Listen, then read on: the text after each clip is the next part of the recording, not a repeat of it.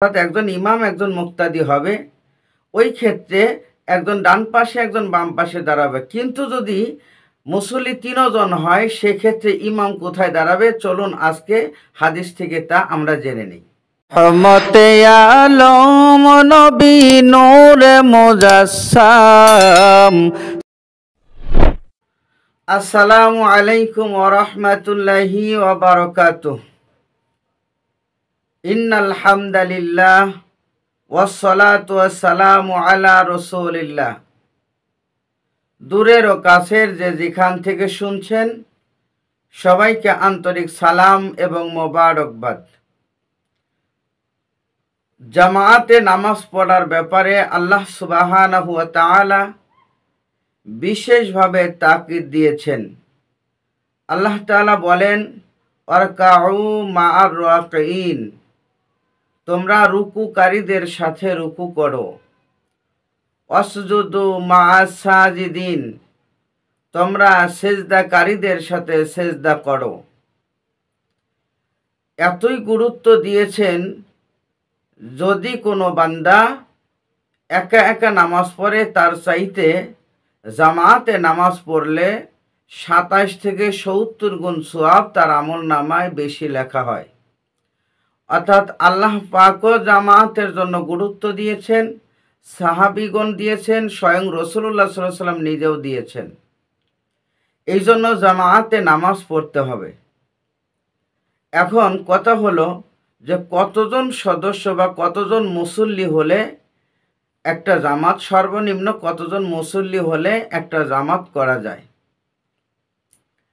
এ ব্যাপারে প্রিয় নবী সাল্লাল্লাহু আলাইহি ওয়াসাল্লামের একজন সাহাবী সামুরা ইবনে জুনদুব রাদিয়াল্লাহু তাআলা আনহু একটি হাদিস বর্ণনা করেছেন, যা তিরমিজি শরীফের মধ্যে এসেছেন।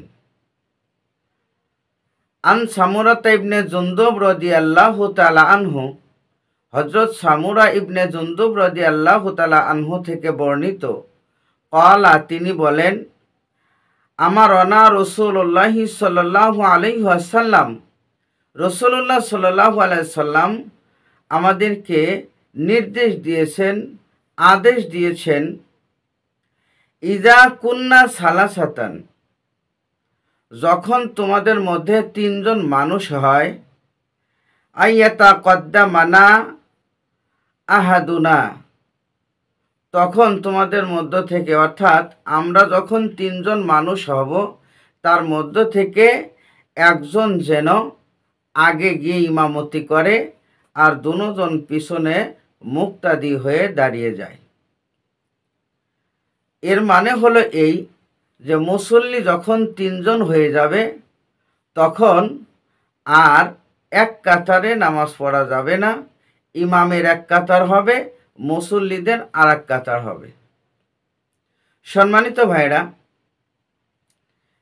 চিন্তা ভাবনার বিষয় হলো যে তাহলে ৩ জন হলে ২ কাতারে জামাত করা যায়, কিন্তু ২ জন যদি হয় সেক্ষেত্রে হযরত আব্দুল্লাহ ইবনে আব্বাস রাদিয়াল্লাহু তাআলা আনহু থেকে একখানা হাদিস এসেছে।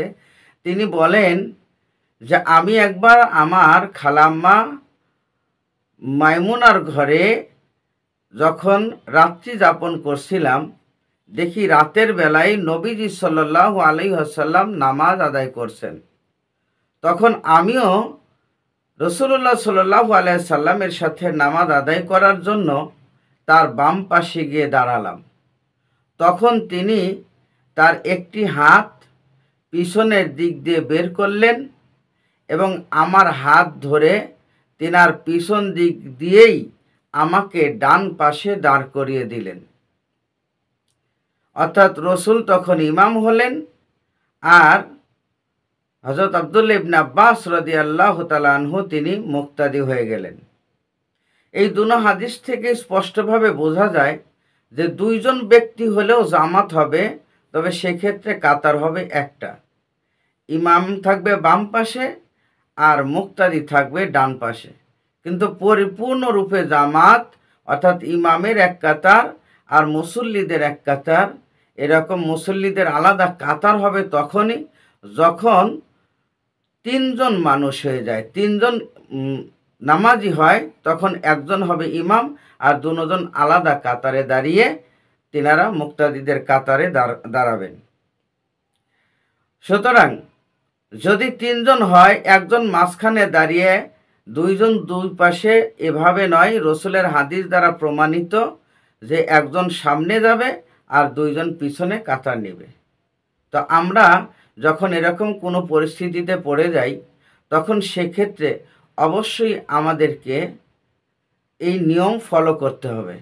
এখন কথা হলো যে দুইজনে জামাত শুরু করেছে, একজন ডান পাশে আছেন তিনি মুক্তাদি, বাম পাশে যিনি আছেন তিনি ইমাম। এমন সময় যদি ওনারা নামাজে দাঁড়িয়ে গেছেন, এমন সময় যদি তৃতীয় আরেকজন ব্যক্তি আসে, তখন তিনি কোথায় দাঁড়াবে? তৃতীয় ব্যক্তি যখন আসবে তখন ইমামের বাম পাশে দাঁড়াবে। আর ইমাম তা যখন অনুভব করবে বা বুঝতে পারবে যে আরেকজন এসেছে, তখন ইমাম এক ধাপ এগিয়ে যাবে বা দুই ধাপ আগায়া তিনি নামাজে ইমামতি করবেন ওই অবস্থাতেই। আর যদি ইমামের সামনে আগানোর পরিস্থিতি না হয়, তাহলে সেক্ষেত্রে ওই মুসল্লি আর একজন যে মুসল্লি আছে দুজন মিলে পিছনের দিকে যাবে এবং তিনারা পিছনে কাতারবদ্ধ হবে।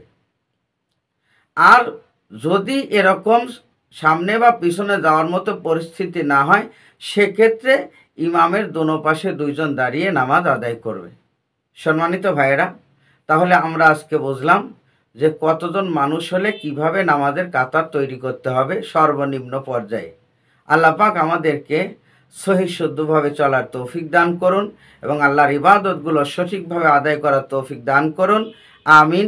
ওয়া আখির দাওয়ানা আনিল হামদুলিল্লাহি রাব্বিল আলামিন। আসসালামু আলাইকুম ওয়া রাহমাতুল্লাহি ওয়া বারাকাতুহু।